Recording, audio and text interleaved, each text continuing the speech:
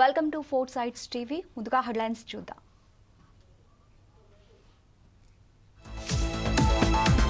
భారత 15వ ఉపరాష్ట్రపతిగా సిపి రాధాకృష్ణన్ రాష్ట్రపతి భవన్లో ప్రమాణం. మోదీ సహా కేంద్ర మంత్రుల హాజరు. వైస్ ప్రెసిడెంట్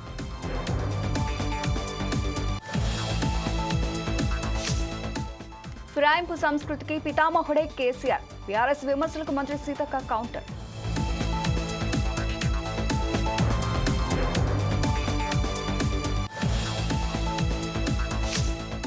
నేపాల్ నుంచి క్షేమంగా స్వస్థలాలకు చేరిన ఏపీ వాసులు. మంత్రి లోకేష్ చొరవతో ప్రత్యేక విమానంలో తరలింపు.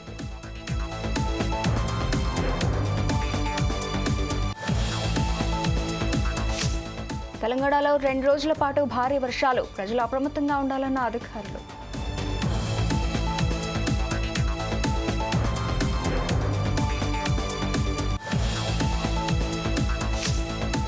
తిరుమలలో భక్తుల రద్దీ. స్వామివారి దర్శనానికి 24 గంటల సమయం.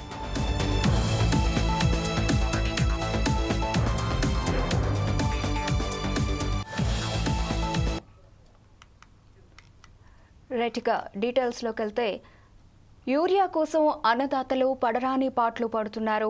అర్ధరాత్రి నుంచే క్యూ లైన్లలో వేచి ఉంటున్న రైతన్నలు కొన్ని సందర్భాల్లో సహనం కోల్పోయి ఆందోళనలకు దిగుతున్నారు. నిర్మల్ జిల్లా లోకేశ్వరం మండల కేంద్రంలోని వ్యవసాయ ప్రాథమిక వ్యవసాయ సహకార సంఘం వద్ద యూరియా కోసం రైతులు బారులు తీరారు. యూరియా వచ్చిందని తెలుసుకున్న రైతులు ఉదయం నుండి పెద్ద సంఖ్యలో క్యూ లైన్లో నిలబడ్డారు. దాంతో పోలీసుల సమక్షంలో ఒక్కొక్కరికి 2 యూరియా బ్యాగులను పంపిణీ చేశారు. అయితే ఎరువులు సరిపోకపోవడంతో క్యూలో నిలబడ్డ రైతులు ఆగ్రహం వ్యక్తం చేశారు.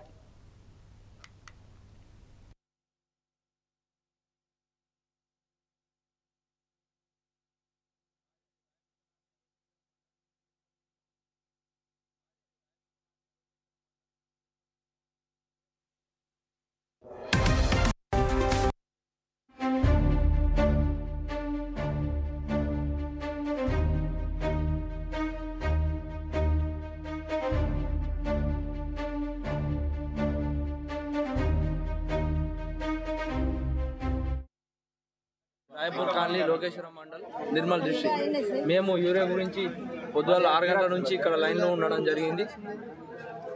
6 గంటల నుంచి ఇక్కడ లైన్లో ఉన్నాం. ఆడవాళ్ళు పొద్దుగాల నుంచి మాకు తినుడు లేదు, ఏం లేదు. పొద్దుగాల వచ్చి ఇక్కడనే లైన్లో నిల్చున్నాం.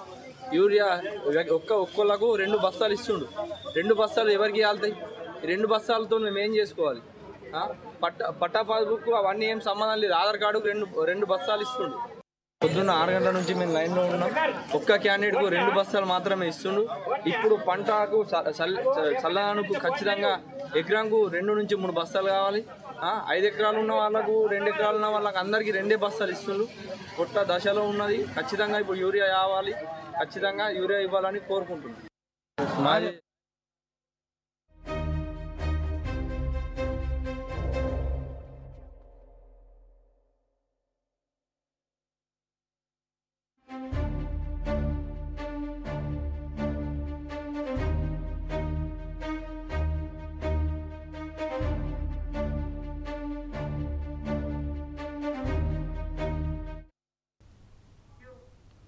యూరియా కోసం అన్నదాతలు పడరాని పాటలు పడుతున్నారు. అర్ధరాత్రి నుంచే క్యూ లైన్లలో వేచి ఉంటున్న రైతన్నలు అయితే కొన్ని సందర్భాల్లో సహనం కోల్పోయి ఆందోళనలకు కూడా దిగుతూ ఉన్నారు. నిర్మల్ జిల్లా లోకేశ్వరం మండల కేంద్రంలోని వ్యవసాయ ప్రాథమిక వ్యవసాయ సహకార సంఘం వద్ద యూరియా కోసం రైతులు బార్లు తీరిన పరిస్థితి అయితే మనం చూస్తూ ఉన్నాం. యూరియా వచ్చిందని తెలుసుకున్న రైతులు ఉదయం నుండి పెద్ద సంఖ్యలో క్యూ లైన్లో నిలబడ్డారు. అయితే మరోవైపు పోలీసుల సమక్షంలో ఒక్కొక్కరికి 2 యూరియా బ్యాగులను పంపిణీ చేస్తున్నట్లుగా తెలుస్తోంది. అయితే ఎరువులు సరిపోకపోవడంతో క్యూలో నిలబడ్డ రైతులు తీవ్రంగా ఆగ్రహం కూడా వ్యక్తం చేస్తున్నారు. ఇక ఇదే విషయానికి సంబంధించి మరిన్ని డీటెయిల్స్ మా ప్రతినిధి ఆదిలాబాద్ నుంచి వెంకట్ అందిస్తారు. వెంకట్, ఈ రోజు ఉత్తరగంటలకు ముందే రైతులు వ్యవసాయ ప్రాథమిక కేంద్రాలకు చేరుకున్నారు. యూరియా కోసం మాత్రం పడిగాపులు వస్తున్నటువంటి పరిస్థితి ఉంది. యూరియా ఏదైతే ఉందో 1-2 లోడ్లు వస్తున్నాయి. లోడ్లు వస్తే కొంతమంది రైతులకు మాత్రమే 2 బస్తాలు చొప్పున ఈ రోజు లోకేశ్వరం మండల కేంద్రంలోని వ్యవసాయ ప్రాథమిక కేంద్రంలో ఇచ్చారు. వారు కొంతమంది రైతులు వెనుదిరిగిపోతున్నటువంటి పరిస్థితి ఉంది. ఉదయాన్నే వచ్చినటువంటి రైతులకు యూరియా బస్తాలు దొరకకపోవడంతో కొంత అసంతృప్తి వ్యక్తం అవుతుంది. వారి నుండి కూడా ఆందోళన చేస్తున్నటువంటి పరిస్థితులు ఇస్తున్నారు. అదే విధంగా నిర్మల్ మండలం చిట్యాల గ్రామంలో కూడా వ్యవసాయ సహకార కేంద్రం వద్ద ఈ రోజు ఉదయం వచ్చిన రైతులకు ఇంకా టోకెన్లు ఇచ్చారు, కానీ యూరియా ఇవ్వలేదు. యూరియా వల్లనే రైతులు ఇబ్బందులు పడుతున్నారు. అక్కడే ఉండి పడిగాపులు కాస్తున్నటువంటి పరిస్థితి ఉంది. ఎప్పుడు వాహనాలు వస్తాయా, ఎప్పుడు ఇస్తారా అని చెప్పి చూస్తున్నకైతే ఉమ్మడి జిల్లా వ్యాప్తంగా ఇదే పరిస్థితి నెలకొని ఉంది. ఏదైతే వర్షాకాలం ఆరుకాలం శ్రమించి పండించిన పంటలు ఏపుగా పెరగాల్సింది. ఏపుగా పెరగాల్సిన టైంలో యూరియా దొరకకపోవడం వల్ల రైతులు మాత్రం ఇబ్బందులు పడుతున్నారు. పంట 35 నుండి 45% దిగుబడి తగ్గే అవకాశాలు ఉన్నాయి. కాబట్టి రైతులకు యూరియా అవసరం ఉంది. యూరియా అవసరాలను బట్టి సరఫరా చేయాలి. ఇప్పటికే రాష్ట్ర ప్రభుత్వానికి రావాల్సిన యూరియా రాకపోవడం వల్లనే కొంత షార్టేజ్ ఉంది. షార్టేజ్ ఉండడం వల్లనే ఇవ్వలేకపోతున్నామని చెప్తున్నారు.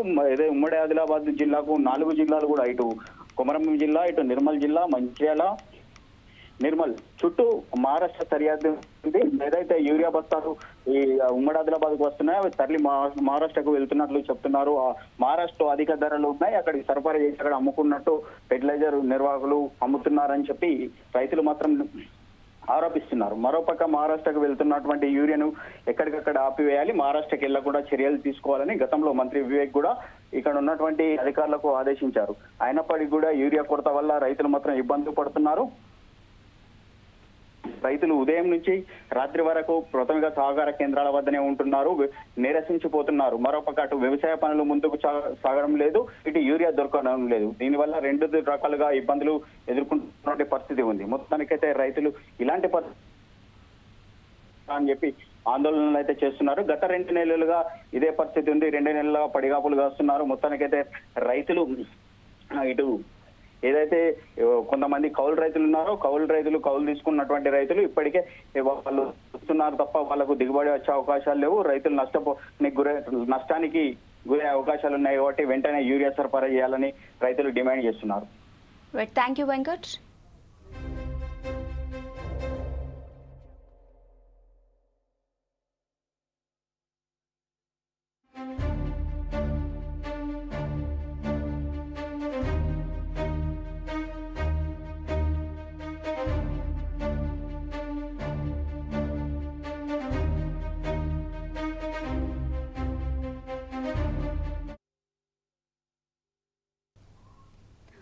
ఇక యూరియా కోసం తెలంగాణ వ్యాప్తంగా అన్నదాతలు నిరసనలు కొనసాగుతూనే ఉన్నాయి. గంటల తరబడి క్యూ లైన్లలో నిల్చున్నప్పటికీ యూరియా దొరకడం లేదు. దీంతో సరిపడా యూరియా ఇవ్వాలని డిమాండ్ చేస్తూ అన్నదాతలు రోడ్డెక్కి నిరసన తెలుపుతున్నారు. వరంగల్ జిల్లా రాయపర్తి మండల కేంద్రంలో యూరియా కొరతకు నిరసనగా రైతులు ధర్నాకు దిగారు. ఆందోళనకు దిగిన అన్నదాతలకు మాజీ మంత్రి ఎర్రబెల్లి దయాకర్ రావు మద్దతు ప్రకటించారు. రైతులకు మద్దతుగా ధర్నాలో కూర్చున్న ఎర్రబెల్లిని పోలీసులు అరెస్టు చేశారు.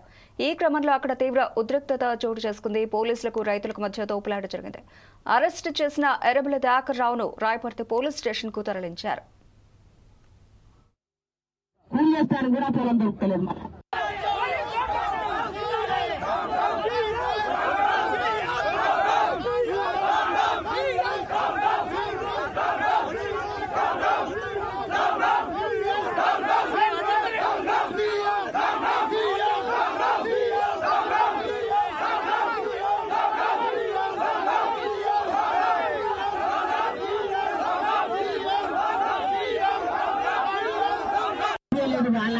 గెలిచి ఏం పెట్టింది మాకు 5,000కు 1 ఎకరం దున్నిస్తే ఇదివరకు సాయం మందులు వేసుకుంటే ఆ పొలం ఎట్లనుకుని దాన్ని చెప్పుకొని వచ్చినా దానికి గెలిచి ఏం పెట్టింది 5,000కు 1 ఎకరం దున్నించుకున్నా ఒకసారి మందులు 2 నెలల కాదు తెల్లన్నాక ఎవరో తెచ్చుకున్న లెవెల్ 2 నెలలకు అందుతాయి.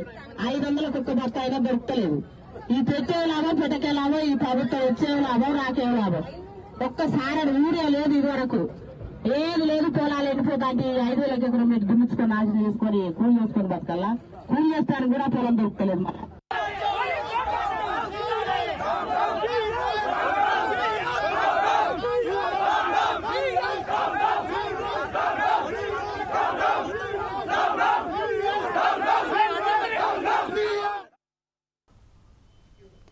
రాష్ట్రంలో పెండింగ్లో ఉన్న ఫీజు రింబార్స్మెంట్, స్కాలర్షిప్ బకాయిలను వెంటనే విడుదల చేయాలని విద్యార్థి సంఘాలు డిమాండ్ చేశాయి. ఏబీవీపీ ఆధ్వర్యంలో కరీంనగర్ కలెక్టరేట్ ఎదుట విద్యార్థులు బైఠాయించి ధర్నా చేపట్టారు. ఈ ధర్నాలో సుమారుగా 1500 మంది విద్యార్థులు కలెక్టరేట్ ముట్టడికి ప్రయత్నించారు.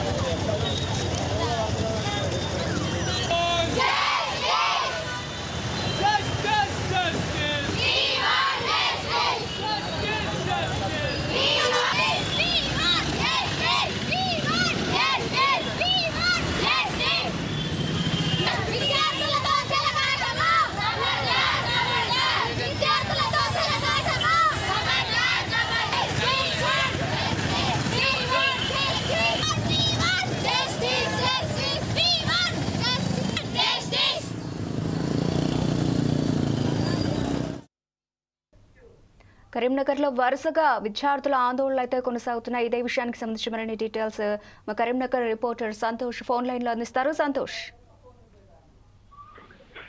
తెలంగాణ రాష్ట్ర వ్యాప్తంగా కూడా ఇటీవల కాలంలో విద్యార్థి సంఘాల విద్యార్థులైతే అందరు విద్యార్థి సంఘాల నాయకులైతే రాష్ట్ర వ్యాప్తంగా కూడా ఆందోళన కార్యక్రమాలు అయితే చేపడుతున్నారు. గత దశాబ్ద కాలంగా కూడా విద్యార్థులు ఎదుర్కొంటున్నటువంటి ఫీజు రియంబర్స్మెంట్, స్కాలర్షిప్లు పెండింగ్ లో ఉన్న స్కాలర్షిప్లకు సంబంధించిన సమస్యలను ఏ ప్రభుత్వాలు కూడా తీర్చడం లేదనే విషయం అయితే దానికోసం అయితే విద్యార్థి సంఘాల నాయకులు రాష్ట్ర వ్యాప్తంగా కూడా ఆందోళన కార్యక్రమాలు అయితే చేపడుతున్నాయి. ఈ నేపథ్యంలోనే ఇటీవల కాలంలో ఎస్ఎఫ్ఐ ఆధ్వర్యంలో సుమారు 500 మంది విద్యార్థులతో అయితే కరీంనగర్ కలెక్టరేట్ కార్యాలయాన్ని అయితే ముట్టడించడం జరిగింది. రాష్ట్ర శాఖ పిలుపు మేరకైతే విద్యార్థి సంఘాల నాయకులు అన్ని జిల్లాల కార్యాలయాలను అయితే ముట్టడించేందుకైతే సిద్ధమయ్యారు. అయితే ఈ నేపథ్యంలోనే రాష్ట్రంలో వరుసగా అయితే విద్యార్థి సంఘాల నాయకులు తమ సమస్యలను పరిష్కరించాలంటూ కూడా రాష్ట్ర వ్యాప్తంగా అన్ని జిల్లా కార్యాలయాల ముట్టడించేందుకైతే విద్యార్థులు సన్నద్ధం చేసుకున్నారనే విషయం తెలుస్తుంది. అయితే సుమారు 8,700 కోట్ల పెండింగ్ లో ఉన్న స్కాలర్షిప్లను రియంబర్స్మెంట్లను విడుదల చేయాలంటూ కూడా విద్యార్థులు ఆందోళన కార్యక్రమాలు చేపట్టారు. ఈ నేపథ్యంలోనే కరీంనగర్ కేంద్రంలో ఏబీవీపీ ఆధ్వర్యంలో జిల్లా రాష్ట్ర శాఖ పిలుపు మేరకు రాష్ట్రంలోని అన్ని జిల్లా కార్యాలయాలు ముట్టడించేందుకైతే విద్యార్థులు వాళ్ళు ఆందోళన చేస్తున్న విషయం అయితే మనకు తెలిసిందే. అయితే కరీంనగర్ కేంద్రంలో ఉన్నటువంటి కలెక్టరేట్ కార్యాలయం ఎదుట పెద్ద ఎత్తున విద్యార్థులు మోహరించారు. వీరందరినీ అయితే కట్టుదిట్టం చేసేందుకైతే కూడా కరీంనగర్ పోలీసులు తమ వంతు ప్రయత్నాన్ని అయితే చేశారు. మొత్తంగా విద్యార్థి సంఘ నాయకులు తమకు న్యాయం చేయాలి, న్యాయం చేయకపోతే కరీంనగర్ కు వస్తే ముఖ్యమంత్రిని కూడా అడ్డుకుంటాము, తమ సమస్యలన్నీ కూడా పరిష్కరించాలి, పరిష్కరించకపోతే మాత్రం అందరి మంత్రుల రాష్ట్ర వ్యాప్తంగా ఉన్న అందరూ మంత్రులు ఇళ్ల ముట్టడి చేసేందుకైతే వెనకాడము, ఒకవేళ తమ సమస్య పరిష్కారం కాకపోతే మాత్రం ఇంకా పెద్ద ఎత్తున ఆందోళన కార్యక్రమాలు రాష్ట్ర వ్యాప్తంగా చేస్తామని అయితే ఇక్కడ ఉన్నటువంటి విద్యార్థి సంఘ నాయకులు అయితే చెప్తున్న పరిస్థితి. Thank you Santosh.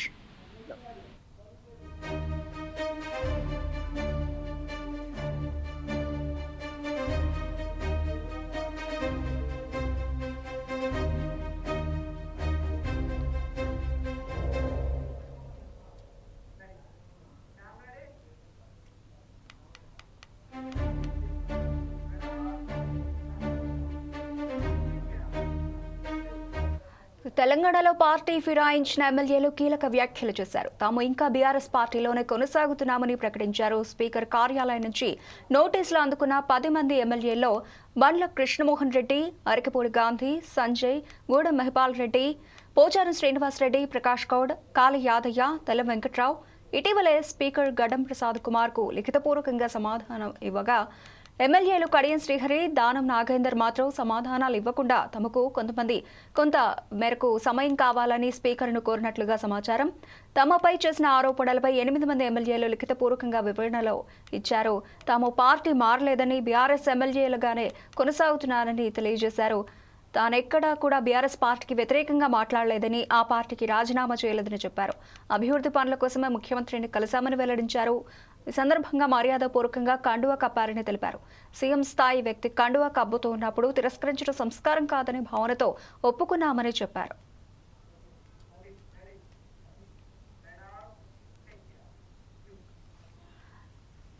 మరోవైపు మనం చూసినట్లయితే ఫిరాయింపు రాజకీయాలపై బీఆర్ఎస్ వర్కింగ్ ప్రెసిడెంట్ కేటీఆర్ చేసిన వ్యాఖ్యలకు మంత్రి సీతక్క కౌంటర్ ఇచ్చారు.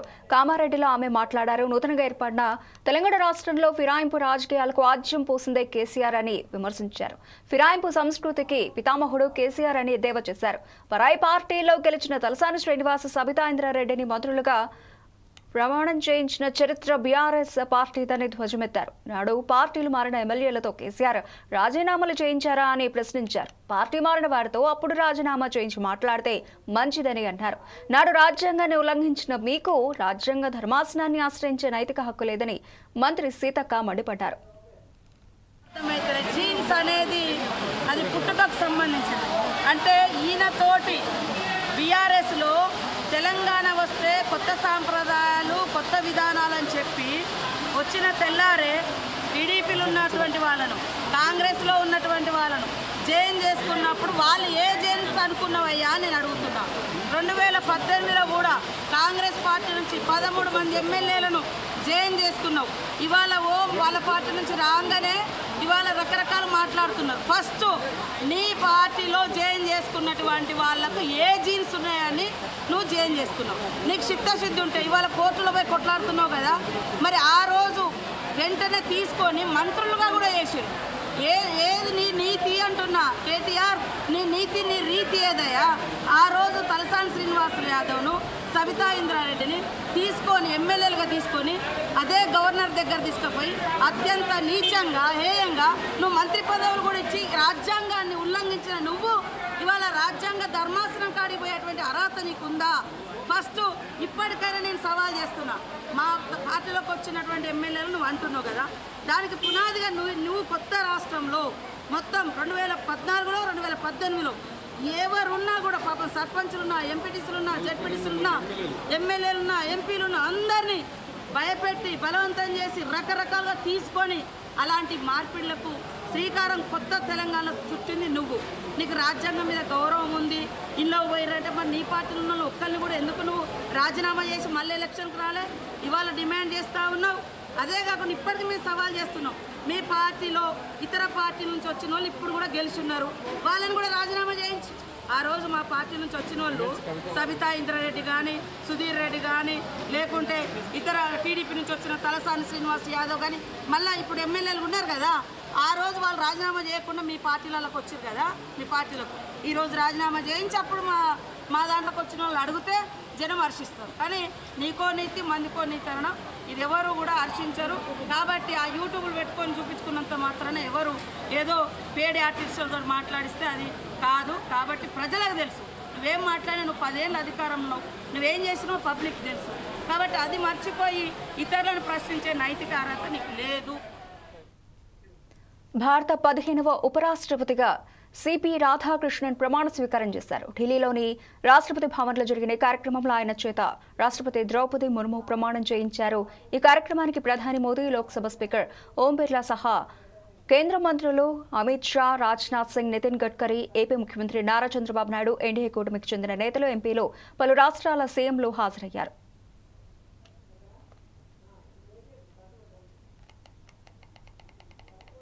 Krishnan, do swear in the name of God do swear in the name of God that I will bear true faith and allegiance that I will bear true faith and allegiance to the Constitution of India to the Constitution of India as by law established, as by law established, and that I will faithfully discharge the duty and that I will faithfully discharge the duty upon which I am about to enter.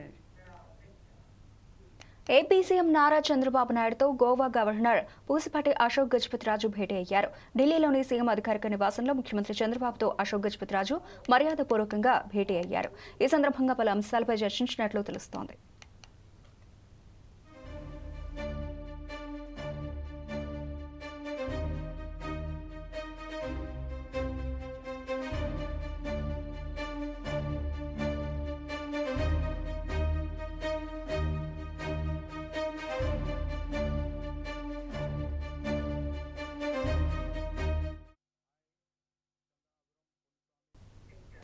కూటమి సర్కార్పై AP Congress chief Y Sharmila fire అయ్యారు.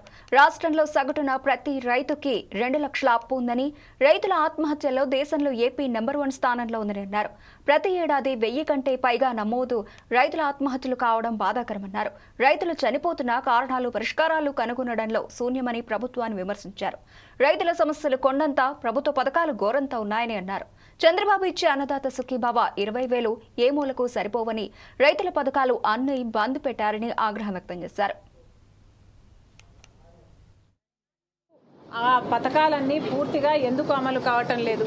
Super 6లో majority పథకాలు పూర్తి స్థాయిలో అమలు కాకపోతే మనది super flop కాక సూపర్ హిట్ ఎలా అవుతాయి? చంద్రబాబు గారు, తెలుగుదేశం పార్టీ లేక కూటమి సమాధానం చెప్పాలి. నిరుద్యోగులకి 3,000 రూపాయలు నిరుద్యోగ భృతి ఇస్తామన్నారు, లేదా 20 లక్షల ఉద్యోగాలు కల్పిస్తామన్నారు. కానీ ఇంతవరకు ఉద్యోగాలు కల్పించింది లేదు. పరిశ్రమలు వస్తున్నాయని చెప్తున్నారు, కానీ ఒక్కరికి కూడా ఇప్పటి వరకు ఉద్యోగాలు వచ్చింది లేదు. అంటే 20 లక్షల ఉద్యోగాలు రాలేదు. 3,000 రూపాయల నిరుద్యోగ భృతి ఇప్పటికే ఒక సంవత్సరానికి ఇవ్వాల్సి ఉండింది. ఇప్పటికీ మన రాష్ట్రంలో 50 లక్షల మంది నిరుద్యోగులు ఉన్నారు. కనీసం సగం మందికైనా నిరుద్యోగ భృతి ఇచ్చారా? కనీసం ఒక్కరికైనా నిరుద్యోగ భృతి ఇచ్చారా? మరి ఒక్కరికి కూడా నిరుద్యోగ భృతి ఇవ్వకుండా మరి సూపర్ 6 సూపర్ హిట్ అని ఎలా అంటున్నారు? ముమ్మాటికి సూపర్ 6 సూపర్ ఫ్లాపే. అన్ని పథకాలు అంతే. మహిళలకు నెలకు 1,500 రూపాయలు ఇస్తామని చెప్పిన వాళ్ళు ఒక్క మహిళకైనా 1,500 రూపాయలు నెలకు ఇచ్చారా? అంటే సంవత్సరానికి 18,000 రూపాయలు ఇవ్వాల్సి ఉంది. ఒక్క మహిళకు కూడా ఒక్క నెల కూడా మీరు ఇవ్వకుండా సూపర్ హిట్ ఎలా అవుతుంది? ముమ్మాటికి సూపర్ 6 సూపర్ ఫ్లాపే. మహాశక్తి అన్నారు, శక్తివంతులను చేస్తామన్నారు. ఒక్క మహిళను కూడా మీరు శక్తివంతులను చేసింది లేదు. అన్నదాత సుఖీభవ అన్నారు, కేవలం 40 లక్షల మంది రైతులకు మాత్రమే మీరు ఇస్తున్నారు. అది కూడా కేంద్ర ప్రభుత్వం ఇచ్చే దాంతో ముడిపెట్టి మరీ ఇస్తున్నారు. ఇక పిల్లలకు ఇస్తామని చెప్పారు, ఇస్తామని చెప్పింది 15,000 అయితే 13,000 ఇస్తున్నారు. దాంట్లో కూడా 20 లక్షల మందికి కోతలు పెట్టారు. మీరే కదా చెప్పింది ఎంతమంది బిడ్డలకుంటే అంతమందికి ఇస్తామన్నారు. మరి 20 లక్షల మంది బిడ్డలకు ఎందుకు అందటం లేదు? ఇలా అరాకొరగా అమలు చేస్తే ఇది సూపర్ హిట్ ఎలా అవుతుంది? సిద్దిపేట జిల్లా హుస్నాబాద్ మండలంలో ఇంద్రమొయిళ్లు ప్రారంభించారు మంత్రి పొన్నం ప్రభాకర్. లబ్ధిదారులు గూళ లింగం లావణ్యల నూతన గృహప్రవేశం పూజా కార్యక్రమంలో పాల్గొని ఇంద్రమొయిళ్లను ప్రారంభించారు. ప్రజాపాలన ప్రభుత్వంలో పేదల ఇంటి కల నెరవేర్చడానికి ప్రతి నియోజకవర్గానికి 3,500 ఇంద్రమొయిళ్లు మంజూరు చేస్తారని మంత్రి పొన్నం ప్రభాకర్ అన్నారు. చాలా చోట్ల ఇంద్రమొయిళ్లు పూర్తి చేసుకుని గృహప్రవేశాలు జరుగుతున్నాయని చెప్పారు. ప్రతిష్టాత్మకంగా తీసుకొని నియోజకవర్గానికి 3,500 ఇందిరమిళ్ల నిర్మాణానికి సంబంధించినటువంటి శాంక్షన్లు ఇచ్చి నిర్మాణాలు తొందరగా పూర్తి చేసుకొని లబ్ధిదారులందరినీ ప్రోత్సాహపడుతూ రవాణా ఉచితంగా ఇస్తూ మిగతా అన్ని రకాలుగా నిర్మాణం చేసుకోలేని వాళ్ళకు మహిళా సంఘాలతో సహకారం చేస్తూ మరి ఇళ్ల నిర్మాణాన్ని వేగవంతం చేస్తా ఉన్నాం. నేను హుస్నాబాద్ నియోజకవర్గాన్ని కానీ తెలంగాణ రాష్ట్రంలో గృహ ఇందిరమ్మ లబ్ధిదారులందరూ నిర్మాణం పనులను వేగవంతం చేసి తొందరగా నిర్మించుకోవాలని కోరుతా ఉన్నాం. ఎందుకంటే ఇల్లు అనేటువంటి ఒక కళ.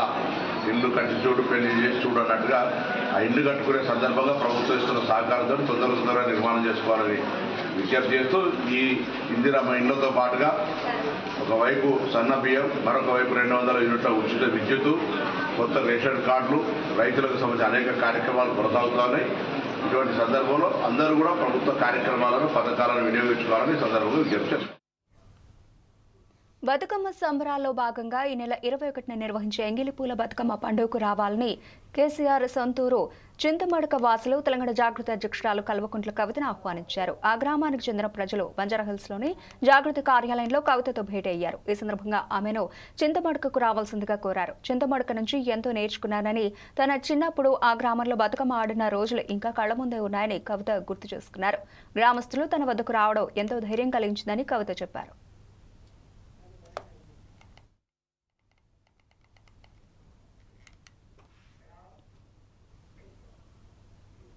ఈ నెల 9 నుంచి తెలంగాణ పోలీస్ అకాడమీలో తెలంగాణ జైళ్ల శాఖ, బీపీఆర్ అండ్ డి సంయుక్తంగా నిర్వహించిన 7వ all India prisons duty meet 2025 ఘనంగా ముగిసింది. ఈ కార్యక్రమంలో ముఖ్య అతిథిగా కేంద్ర మంత్రి బండి సంజయ్, మంత్రి పొంగులేటి శ్రీనివాసరెడ్డితో పాటు ముఖ్య నేతలు పాల్గొన్నారు.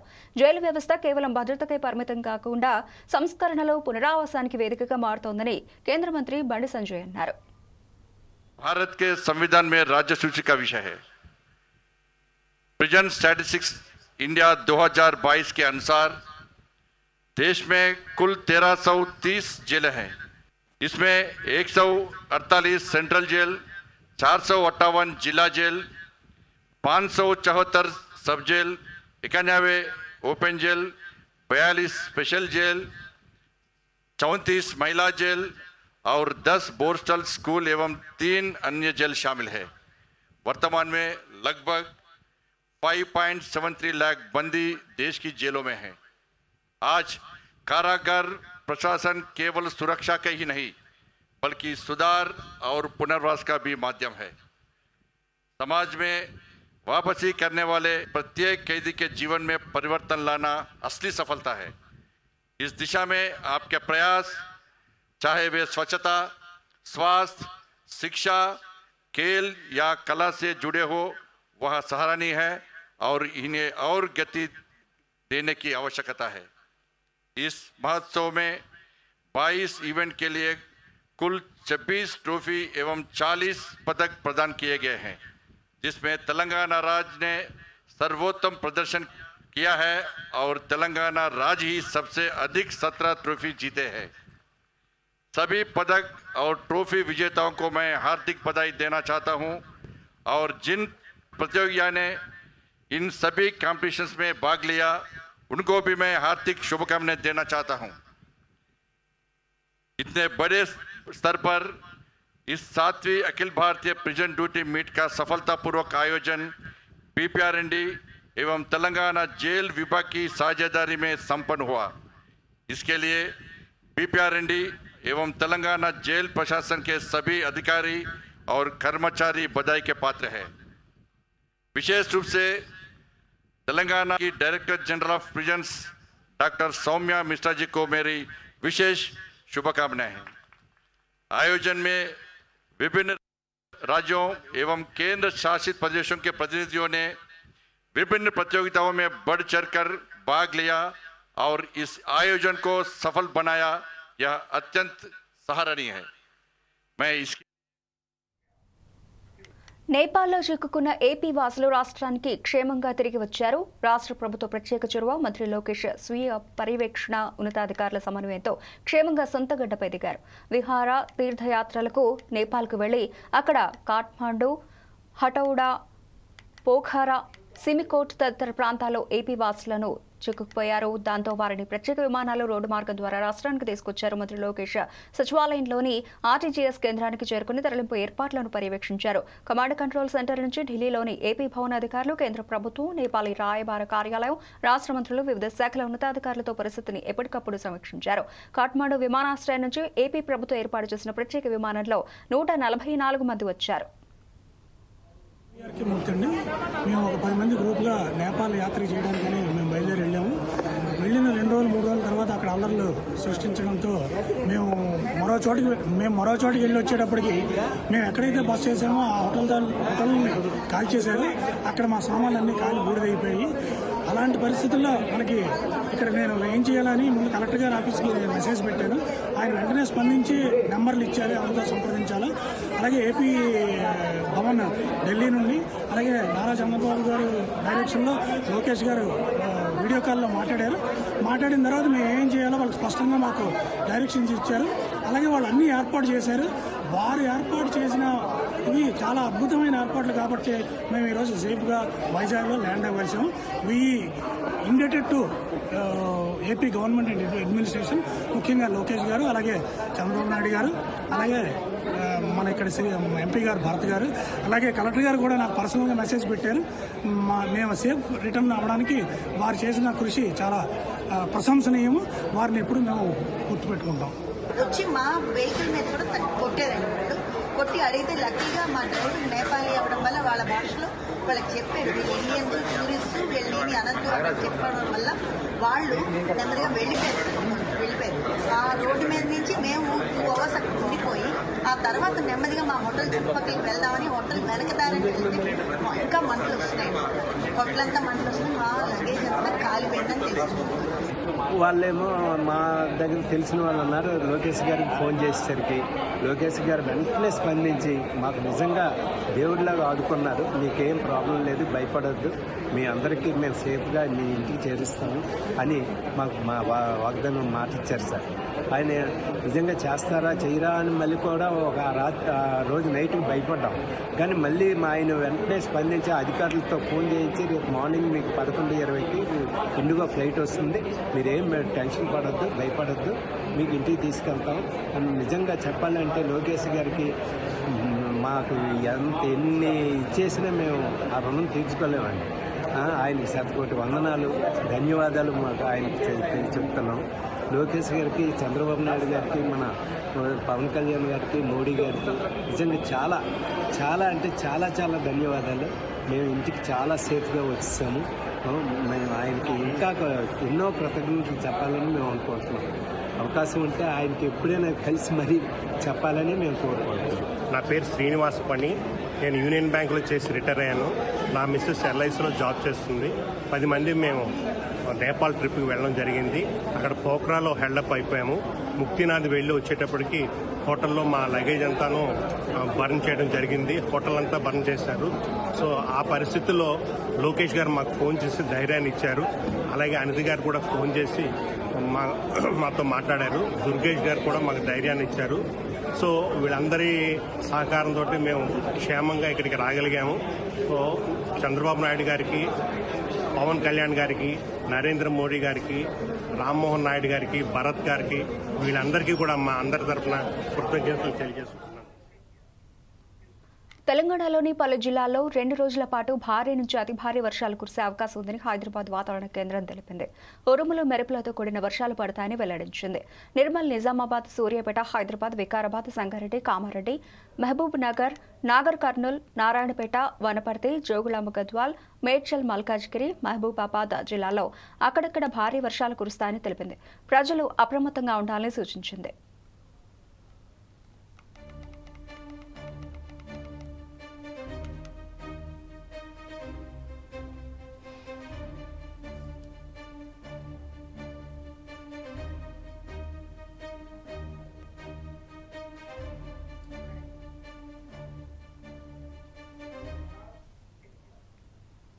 తిరుమలలో భక్తుల రద్దీ కొనసాగుతోంది. స్వామివారి సర్వదర్శనానికి సుమారు 24 గంటల సమయం పడుతుండగా ప్రస్తుతం శ్రీవారి దర్శనం కోసం వైకుంఠం క్యూ కాంప్లెక్స్ లోని అన్ని కంపార్ట్మెంట్లు నుండి శిలాతోరణం వరకు క్యూ లైన్లలో భక్తులు వేచి ఉన్నారు. స్వామిని గురువారం 66,312 మంది భక్తులు దర్శించుకున్నారు. 27,728 మంది భక్తులు తలనీలాలు సమర్పించారు. భక్తులు సమర్పించిన కానుకల ద్వారా శ్రీవారి హుండీ ఆదాయం 3,81,00,000 రూపాయలు సమకూరింది.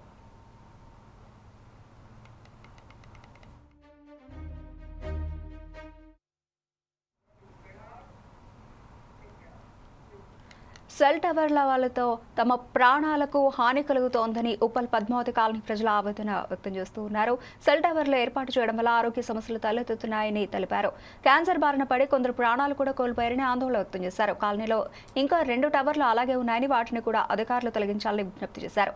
తమ కాలనీలో సెల్ టవర్స్ ను ఏర్పాటు చేయకుండా చూడాలని ప్రభుత్వాన్ని కోరారు.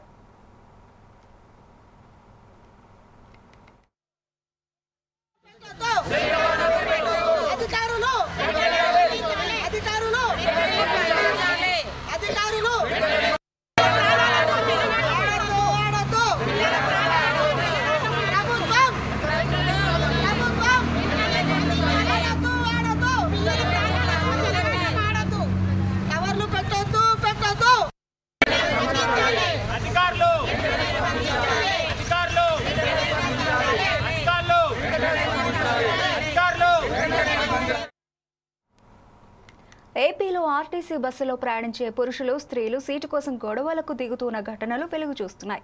తాజాగా శ్రీకాకుళంలోని ఓ పల్లె వెలుగు బస్సులో సీటు కోసం ఓ మహిళ, యువకుడి మధ్య జరిగిన ఘర్షణకు సంబంధించిన వీడియో సోషల్ మీడియాలో వైరల్గా మారింది. ఈ ఘటన టెక్కల్ నుంచి నందిగామ డిమిడిజోల వైపు వెళుతున్న పల్లె వెలుగు బస్సులో చోటు చేసుకుంది. సీటు కోసం వచ్చిన ఈ గొడవలో ముందుగా మహిళ యువకుడి కాలర్ పట్టుకోగా తర్వాత ఇద్దరు జుట్టు పట్టుకొని కొట్టుకున్నారు.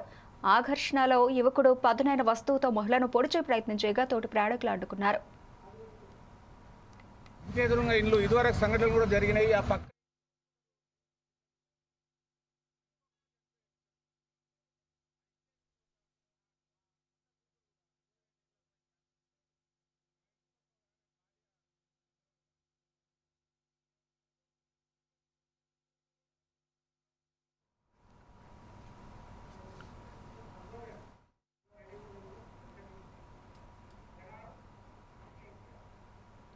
ఇవి ఇప్పటివరకు bulletin updates. Keep watching 4 Sides TV.